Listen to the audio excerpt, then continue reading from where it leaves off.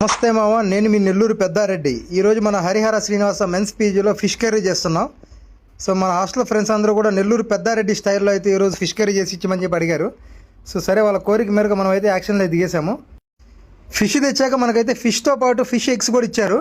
అవన్నీ సపరేట్గా తీసి మూటలో కట్టి మూటని తీసుకెళ్ళి బాయిల్డ్ వాటర్లో అయితే పెట్టేశాము. ఈ విధంగా అయితే కంప్లీట్గా ప్యాక్ చేసి అంతా విడిపోకుండా బాగా టైట్గా ప్యాక్ చేసిన తర్వాత ఈ విధంగా ఒక బౌల్లో పెట్టేసి కింద పెట్టాము. ముడ్డు కింద మంట పెట్టిన తర్వాత బాగా ఒక 15-20 నిమిషాల తర్వాత బాగా ఉడికిపోయింది. ఆ ఉడికిన తర్వాత అంతా తీసుకొని మళ్ళీ సపరేట్గా పెట్టేసాం. వీడే మా పనివాడు సత్తిగాడు. సో మా హాస్టల్లో మనోడు మంచి పనివాడు అనమాట. ఇదో ఈ కనిపిస్తున్న చూడు, ఈయన చిత్తూరు జగన్మోహన్ రెడ్డి.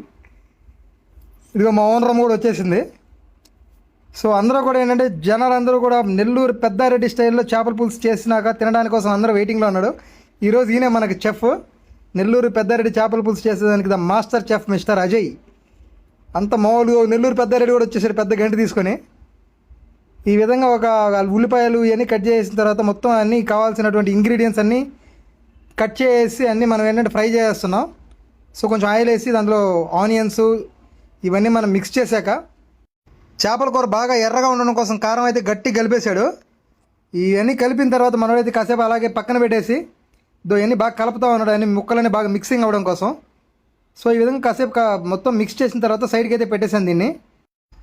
ఇక ఒక పక్క మనకి ఏంటంటే ఇందాక ఉడకబెట్టిన ఎగ్స్ తీసి మనకు సపరేట్గా ఇంకొక దాంట్లో అయితే మనం ఫ్రై చేస్తా ఉన్నాం. దీనికి కావాల్సినటువంటి చింతపండు పులుసు ఇవన్నీ మిక్స్ చేసిన తర్వాత ముక్కలన్నీ బాగా కారం ఉప్పు అన్నీ పట్టాక అన్నీ పెద్ద బాండల్లో వేసి అయితే బాగా ఉడికించడం స్టార్ట్ చేసాము.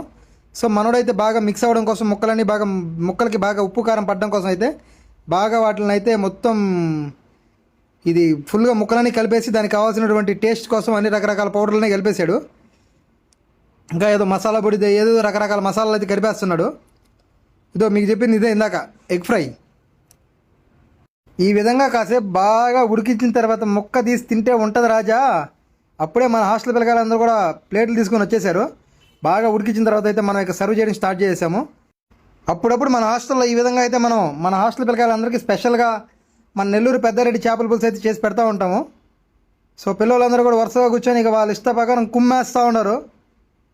మామూలుగా రచ్చగా ఉన్నారు ఈరోజు జనాలంతా. హడావిడి అంతా మన హాస్టల్లో కనిపిస్తూ ఉంది. అన్న సురేష్ అన్న కూడా వచ్చేసాడు. కుకింగ్ అంతా అయిపోయిన తర్వాత ఇక నేను కూడా పోయి ప్లేట్ తీసుకొచ్చేసిన.